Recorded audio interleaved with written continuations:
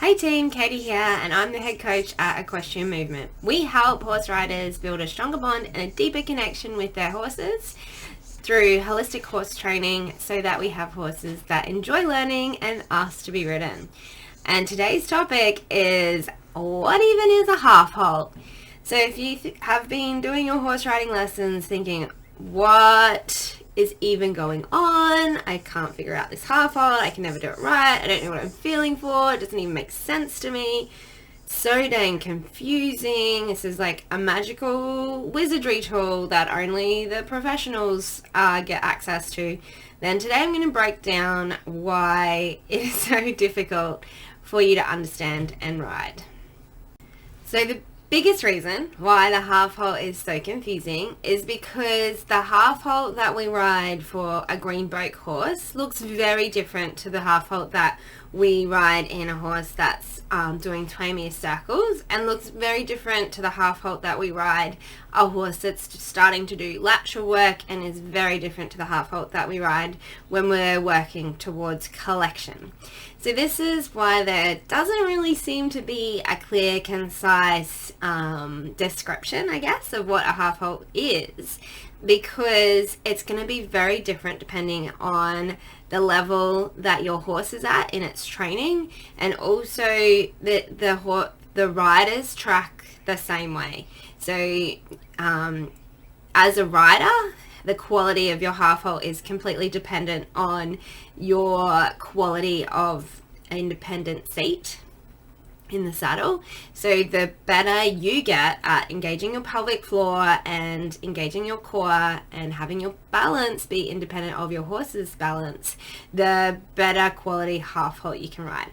So we're going to have a quick look at Hunter, who has been going through the training scale with us, has been going through our exercises in Green to Self Carriage, and we're going to talk about why those half halts look so different. When we're working through the different stages of our horse's development in our dressage training scale, our first thing that we are working on is forwardness.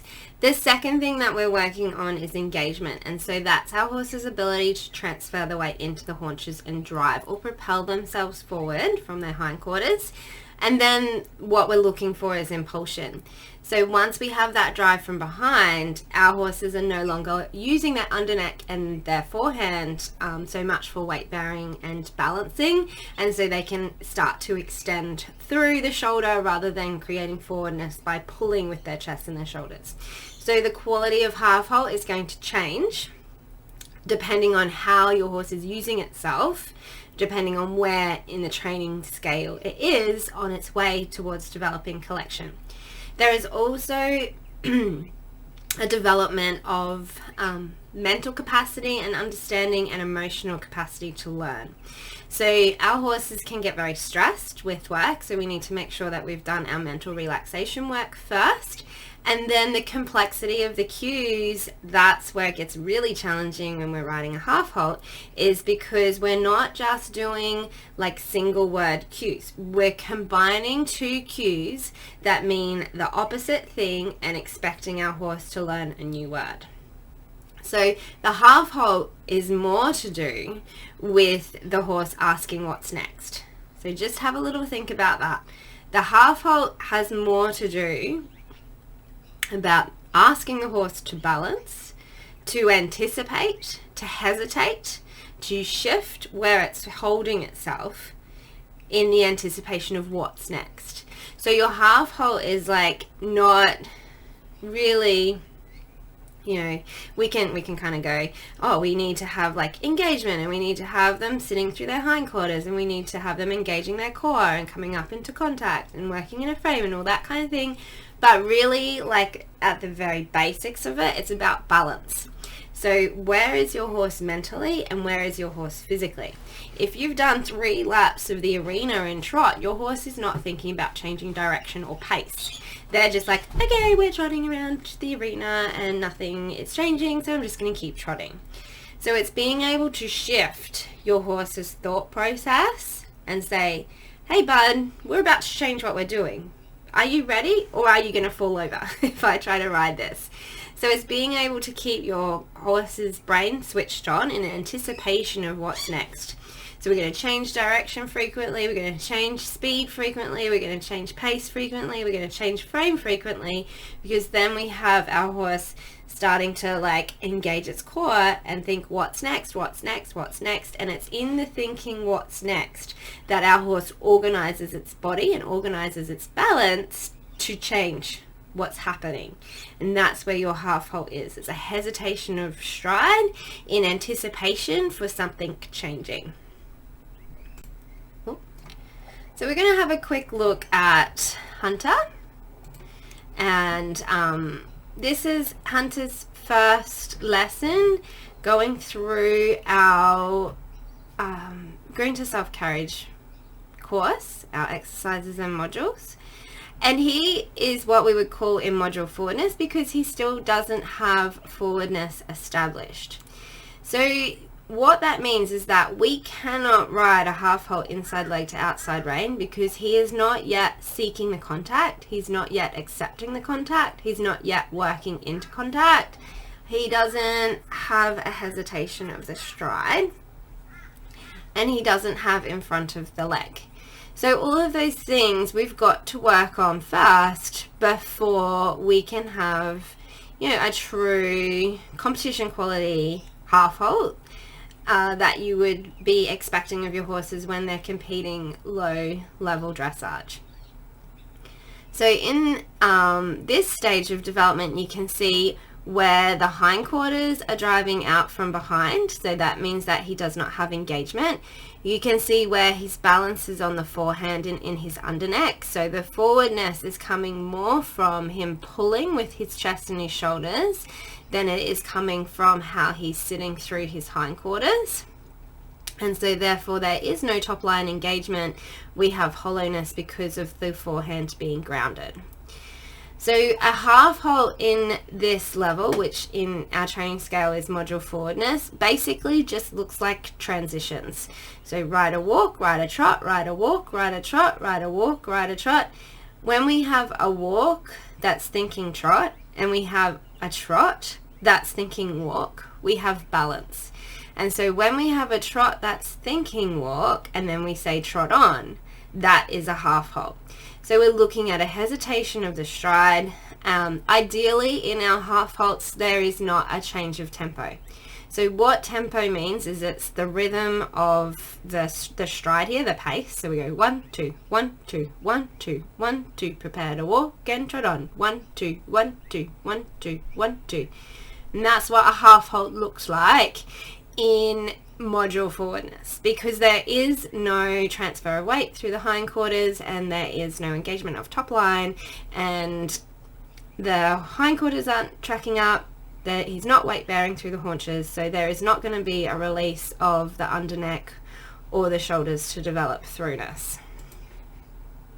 So as we go through our training, so this is the purpose of, you know, all of those 20-minute circles that we do. This is the purpose of our figures that we're working on in the arena. We're trying to use a combination of strength training and resistance training exercises, which are transitions and tempo changes. We want to be using exercises that transfer weight into the hindquarters and build out the haunches here, which are our reinbacks, our halt reinbacks, poles, grids, hacking out, that kind of thing. And then we're using our lateral work and our suppling work to develop longitudinal suppleness to allow the top line to engage, so the top line to start bulking. So what we're starting to see here is Hunter's movement is starting to work into our second stage of development, which is module engagement. You can see that he's not quite there yet because he's still balancing with his forehand and by engaging his underneck, and that is because we still have a little bit of twist and rotation through the pelvis here, but we have enough of the weight bearing in his hindquarters and in his core coming together for him to start releasing the crest and releasing his top line. So that's what we're seeing there. When he shakes his ears out, wiggles up through his crest, he's releasing the tension at the base of his wither that comes from holding himself up from with hollowness, and that tension through his back from doing that can lead to bucking. We skip ahead to where we start trotting again. And so this is a really sticky stage of development with our horses, is that when they're starting to build engagement, but they're still got their balance in their forehand and in their underneck, when they're still balancing in their underneck and their forehand, and they're starting to try to transfer the weight into their hindquarters, they're engaging and driving from behind, but pulling with their chest and their shoulders. So we don't have the top line engaging yet. And that's what triggers bucking, especially if you have buck into the canter transition only, and especially if you can't get your horse to take the contact down into long and low just yet. So if we ask Hunter to follow the contact down into long and low, he can't do it. And when he does, give something that looks like a frame, he's flexing away at the third vertebrae, which means that his balance is still in his chest and his forehand, so that's the only place that he can flex. So this is where we would start to see a false frame happening. When he does give to the contact, he's going to give by flexing at the third vertebrae, where he did just there. So when we get false flexion here, the balance is still in the chest and the shoulders, and then so you can see here where he's flexed away at the third vertebrae. So that means that his balance is still on the chest and shoulders, and the balance is still in his underneck. Yes, the top line is getting supple, but there is no engagement of the top line and engagement of the posture and the spine to pull him up off the forehand to actually work properly into contact. And so this is where the half halt really needs to focus on. There needs to be a shift, a transfer of weight into the hindquarters, rather than just a give to the contact. So if you've been working super duper hard just to try and get your horse to work in a frame, and hooray, all of a sudden your horse is starting to flex and soften to contact and give to contact, if you focus purely on submission to the bit, you're going to lose the quality of the half halt. So in this stage of training, we are starting to do some lateral work, but he does not have the acceptance of contact, and he's not working into the contact yet, and we don't have long and low established. So our half halts still look like a hesitation of the stride, but we can use our exercise of riding a downward transition off the outside rein and an upward transition off the inside rein, so that we can start thinking about working inside leg to outside rein. We're going to have periods of him releasing his top line to bring his head down, but we need to be very considerate of balancing our lateral suppling exercises with our strengthening exercises and the exercises that bring him up off the forehand. Oops. So now we're starting to get a little bit closer to what it looks like when our horses are ready to engage their top line and work with self-carriage. Can you see the difference in the quality of pace? So what we're doing with engagement is we're creating power, and then that power should create length of stride. And so when we have our horse still working on the forehand, as you saw in the previous video, the stride is short and choppy and rushed and hurried, whereas now we're starting to develop some throwness. So the shoulders are extending, which means he's not balancing quite so much through his chest and his underneck. It means more of the balance is coming through, and you can see where the hocks are squatting better now. The balance is coming more through, sitting through the haunches and engaging his core so that he can engage his top line. You can see the way that the neck also is lengthening out. So what we're looking at when we're building self-carriage is we're stacking the posture, stacking the spine for straightness, and then as the the spine gets stronger and more stacked, the neck can get longer.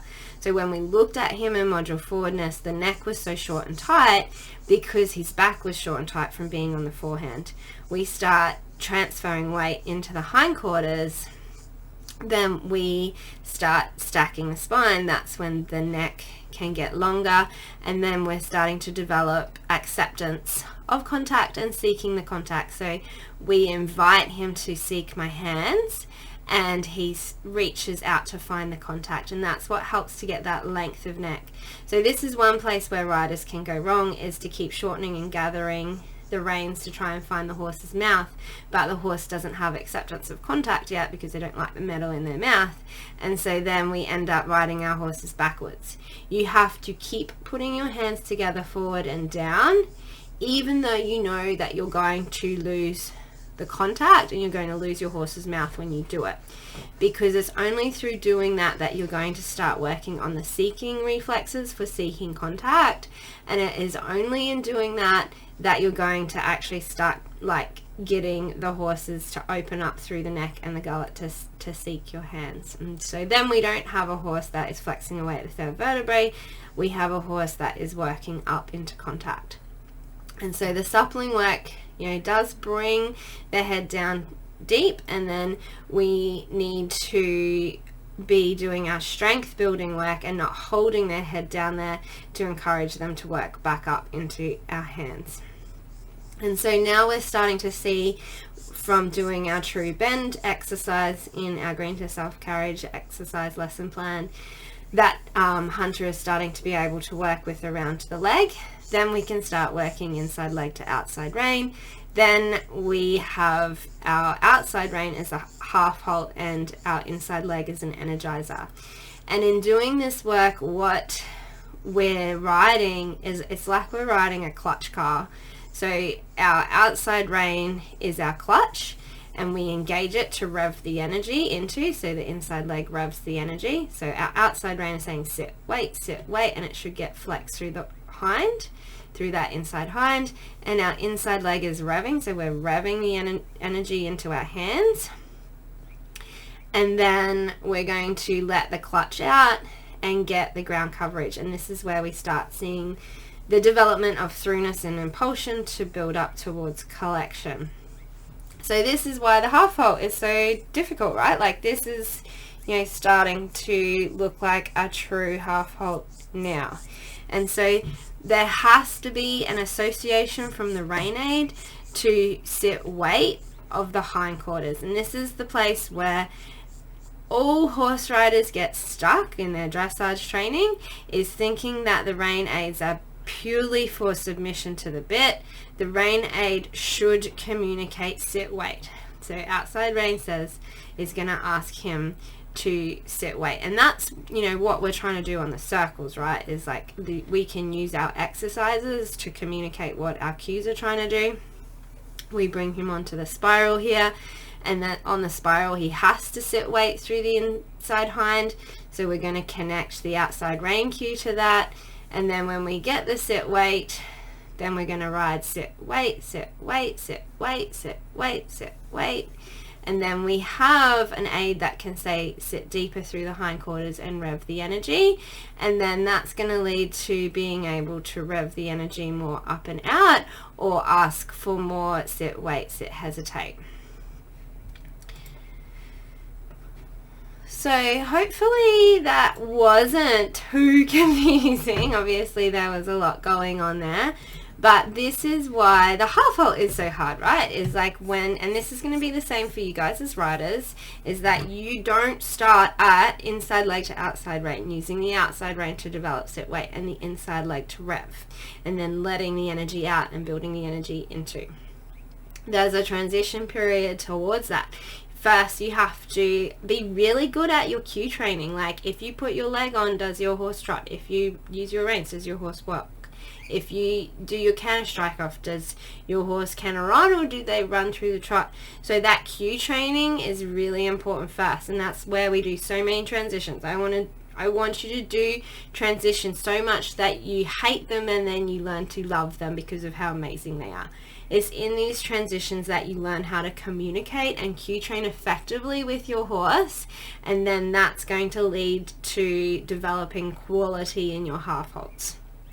The next stage is that your rein aids are actually asking your horse to sit into their haunches more rather than tuck their nose and flex away at the third vertebrae. And when we're in that stage, it's really tricky. That's where we're going to start seeing some bucking and other problems related to tension through the back, because there's a transition that the horses have to go through where they're no longer pulling with the chest and the shoulders to develop forwardness, but they're actually able to engage that top line. And what you can see in Hunter there is there's a sticking point where the top line hasn't yet gotten strong enough to lift the forehand up and take the weight off of the chest and the shoulders and the underneck. And so there's as that gets stronger, the horse is using less of its underneck and less of its forehand, and so those muscles are shrinking. But there's a point in between where it gets really difficult and sticky for the horse, so they haven't got their top line strong enough yet to take over, but their hindquarters have gotten strong enough to drive, and so then the forehand is pulling and the hindquarters are driving, and so the horse gets too underneath itself, and we call this rotation of the pelvis. So rather than transferring the weight into the hindquarters and squatting, they're just rotating the pelvis. And so the only way of releasing that tension is for the horse to buck through the hindquarters. We can also see a little bit of it with rearing when our horse hasn't learnt how to release the shoulder to extend it as well. So there can be rearing in that moment, and there can also be bolting. And then that's where we also want to be working with our body workers. So all of the horses get the chiro every 6 months, and they also get an osteo every 3 to 6 months. So and make sure that the saddle fit is good and all that kind of thing. So there's a lot of kind of managing the small details that goes into your horse being able to work in self-carriage correctly, so that it allows them to increase the expression of the movement and their overall athletic potential, rather than, trying to control and fit them into this box of what a half halt should look like. The half halt should increase expression because we're getting our horses stronger and we're creating more athletic potential from behind. We're building that power up. It's like upgrading from, the mama wagon up to a V8. We're like building the revs up in the hindquarters with how many times we do a transition or a tempo change that does our squats. And then we're going to release that power, release that energy into ground coverage, which becomes the throughness, the impulsion. And then when we have that, we have an ability to bring our horses together to coil them and then release the energy out, bring them together to coil them and release the energy out. And that's where your collection is going to come from. So our engagement is having rein aids that transfer the weight into the hindquarters and then propel off of that. So that's what your half halts look like in module engagement. And then in impulsion, what we're looking for is that our horse is working with throughness, so that they are not using their forehand and their underneck to balance anymore. They are still balancing a little bit on their underneck and their forehand, but not so much that it's trapping the shoulders. They need to be strong enough in their sling muscles that they can push up and resist our weight on their back, and then that allows for the extension and the freedom of the shoulder to come through. And then as we coil that, that's going to become impulsion. So that's why the half halts are so hard. So I hope that has helped you figure out where you are as a rider developmentally.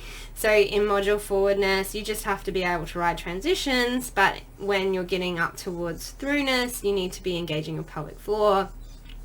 So upward transitions come from engaging the pelvic floor and switching on the muscles, squeezing your butt cheeks together.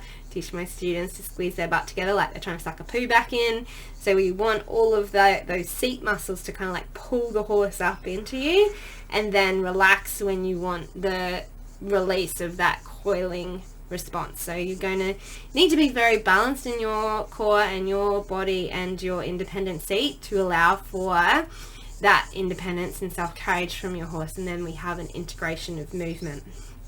So where are you at in your development? Are you still just working on your transitions? Are you able to get a transfer of weight into the hindquarters, or does your horse just tuck its nose behind the bit? And then when we start riding inside leg to outside rein, you need to be doing a little bit of lateral work by doing your leg yields and your spirals. You'll start to figure out how to kind of like rev the energy into the sit weight of the outside rein, and then you're using your outside rein to like hesitate and sit the stride to build the revs up in the hindquarters, and then you're going to release that for your power, and that's where your big half halts start to develop into more expression of movement. So where are you at in your training, and then where is your horse at with its development as well? So if you're listening to all of this and you're saying, oh my goodness, Katie, this is too much information, my brain is blown, or you're saying, oh, that's all well and good, Katie, but like, what are these exercises that you've been doing to build up suppleness? In our program, Riding for Soundness, Green to Self-Carriage, we have all of these exercises broken down so that you can cue train, so that you can combine cue train, so that you have mental relaxation, so that your horse is ready to then go to work. And then we have the lesson plan split out so that you're balancing your strength training work with your suppling work and the aids that you're going to use to communicate this, so that your horse is working up, out and through to contact rather than just flexing them behind the bit and keeping them on the forehand. Then your half halts don't work because your horse is on the forehand and you're communicating deeper frame instead of more sit. So we have those aids so that you know how to talk to your horse about it, and then how to use the exercises in a way that combine the horse's overall strength and suppleness together to develop balance, straightness and engagement of the top line. So stacking their spine for optimal strength and suppleness to resist our body weight that allows for them to keep the gullet open and seeking the contact, so that we're building up into the higher levels of dressage without compromising the integrity of our horse's musculoskeletal system, their overall posture and alignment. If when we're building our horses we develop crookedness, so what I was talking about with the rotation of the pelvis, if the pelvis twists so one hind leg steps through more than the other, they're leaning more into one shoulder than the other, that is when we are going to limit our horse's potential, and we are not going to be able to move up the training scale, because your horse cannot progress through crookedness. They have to progress through straightness. So in the process of doing these half halts, we're also making sure that both hind legs are stepping through properly and they're stepping through evenly, and then both shoulders are extending properly and they're extending evenly, and that our horse is engaging its top line, engaging its postural muscles, engaging its spine to resist the gravitational pull of our body. And then obviously in that process we also need to learn how to carry ourselves with lightness and balance, so that that doesn't affect the integrity of our horse's musculoskeletal system. So if you want everything laid out for you step by step, so you're just going to work through it and then you're going to be ready to develop collection with your horse, you want all of these foundational stuff laid out for you, join our waitlist for our membership, www.equestrianmovement.com/riding for soundness. Have any questions, feel free to email, DM, whatever floats your boat with how you want to communicate. I just want to help everybody who's looking to work with their horses so that their horses can enjoy learning and enjoy being ridden, so that we've got horses that understand that bit pressure is for communication, and riders that understand that bit pressure is for communication, not control. Thanks for watching. Bye.